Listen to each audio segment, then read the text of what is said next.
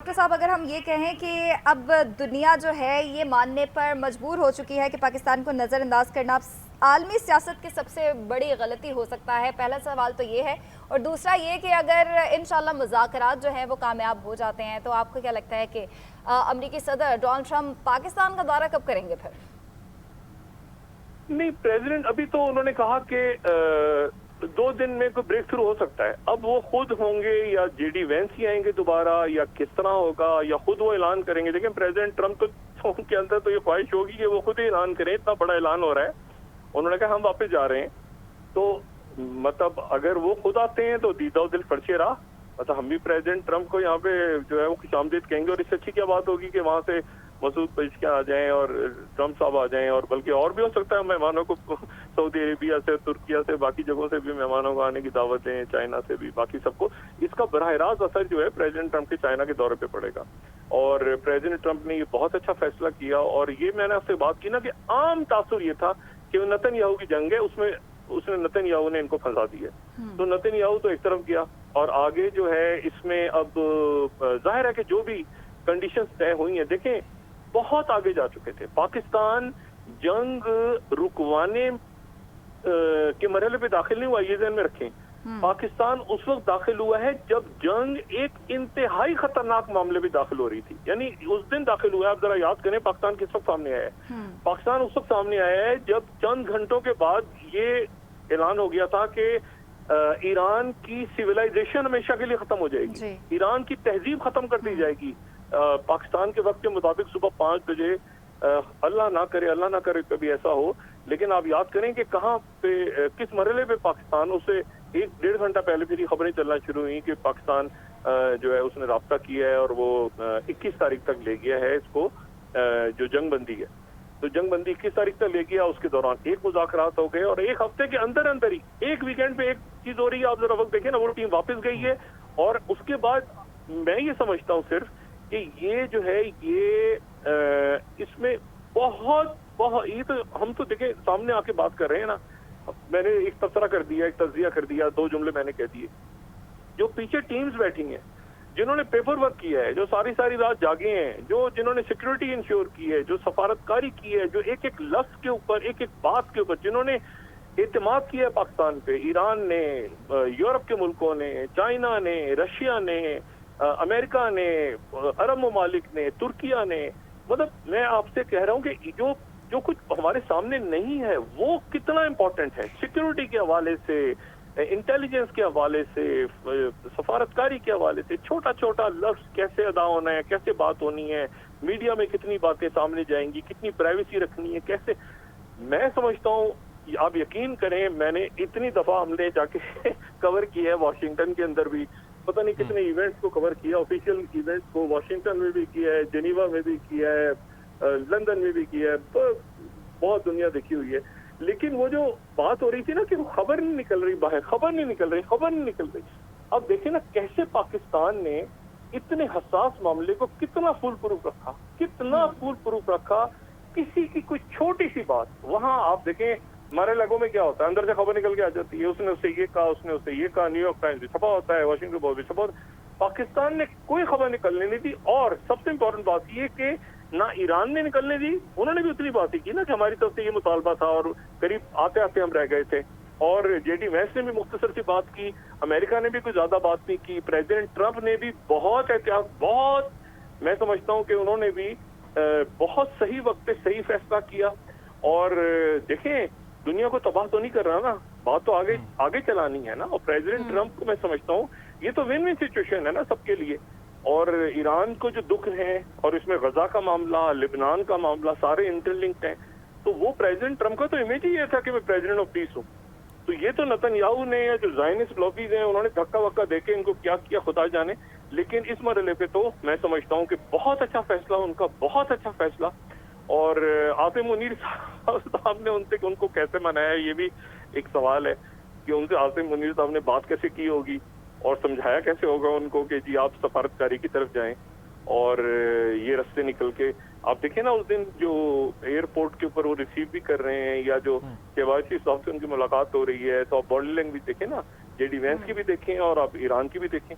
मतलब ऐसा लग रहा था जैसे बहुत जबरदस्त ये होता है ना, ट्रस्ट भी होता है और खुशी भी होती है और एतमाद भी होता है कि हम सही जगह पर आ गए हैं, सही कायदीन से मिल रहे हैं, सही बात हो रही है और बस जो बात हमारी हो रही है वो इधर की इधर ही रहेगी, जो हमारी बात है वो इधर की इधर ही रहेगी। बस इतना ट्रस्ट, न्यूक्लियर पे ट्रस्ट, पाकिस्तान के ऊपर ट्रस्ट क्या कर रहा है ईरान, न्यूक्लियर पे उनकी क्यादत हिट लिस्ट पे, वो पाकिस्तान आ रहा है, शहीद हो रहे हैं उनके लोग और धमकियां मिल रही हैं उनको और वो पाकिस्तान आ रहे हैं। तो मैं समझता हूं कि ये तो पाकिस्तान का इसको एक आम मामूली सी सफारतकारी ना समझा जाए, इसको आप तो ये देखें कि पाकिस्तान ने एक रीजनल कॉन्फ्लिक्ट को ग्लोबल कॉन्फ्लिक्ट या वॉर तक जाने से रोक दिया दरमियान में।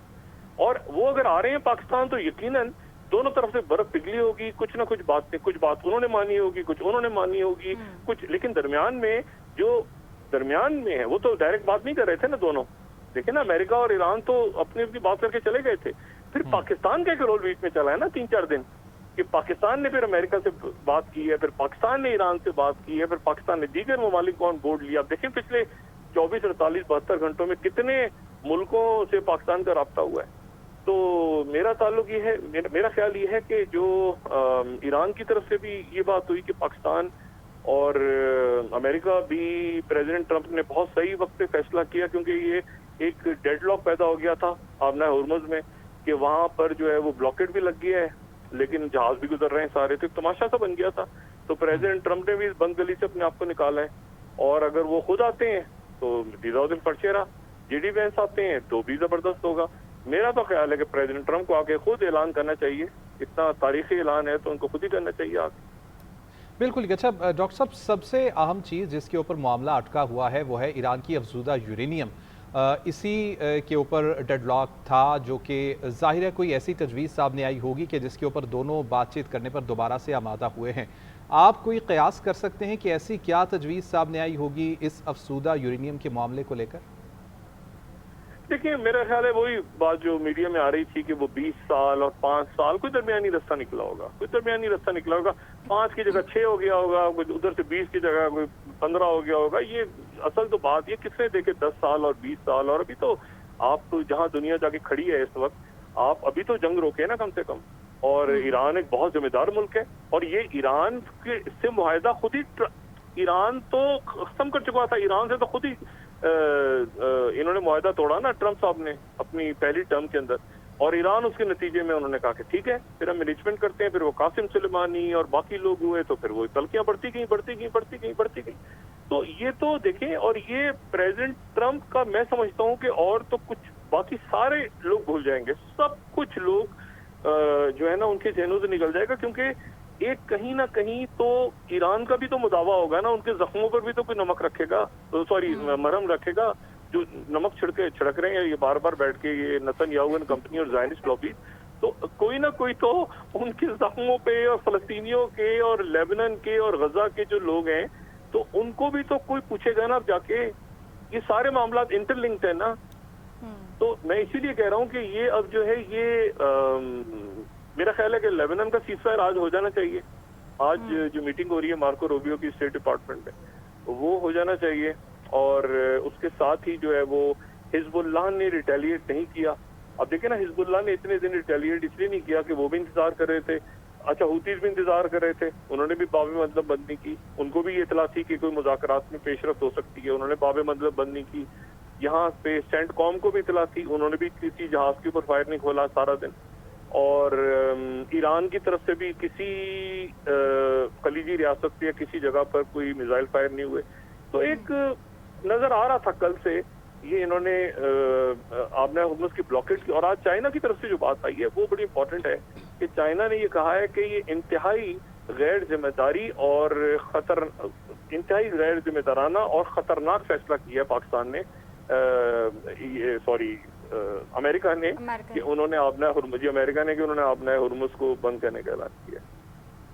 अच्छा डॉक्टर साहब, अगर आलमी सियासत की बात की जाए, क्या आज की जो ये आलमी सियासत है ये हकीकत अब सामने नहीं आ गई है कि जंग जितनी भी बड़ी हो, जितनी भी पावरफुल मुल्क जो है सामने हो, आखिरकार रास्ता जो है वो हमेशा मुज़ाकरात पे ही निकलता है, आपको मुज़ाकरात की मेज़ पे आना ही होता है?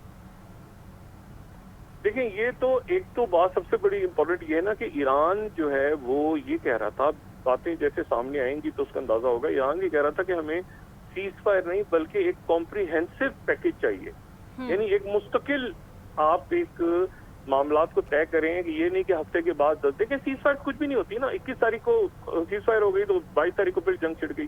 ایک پرماننٹ معاملہ ہو کہ بھائی آپ نے ہرمز کو کیسے ہم نے آگے چلانا ہے، ہم نے لیبنان کا کیا کرنا ہے، ہم نے جو ہے وہ غزہ کا کیا کرنا ہے، ہم نے یہاں پہ ملکوں کے رائٹس کے حوالے سے بات ہوئی ہوگی یقیناً، پھر وہ اپنے جو ان کے نقصان ہوئے ہیں اس کے وہ پیسے کا مطالبہ کر رہے تھے. وہ مجھے نہیں پتا وہ 270 بلین کی جو خبر ہے وہ کتنی درست ہے، لیکن میڈیا میں آ رہی ہے، لیکن کوئی نہ کوئی ان کی طرف سے بات تھی.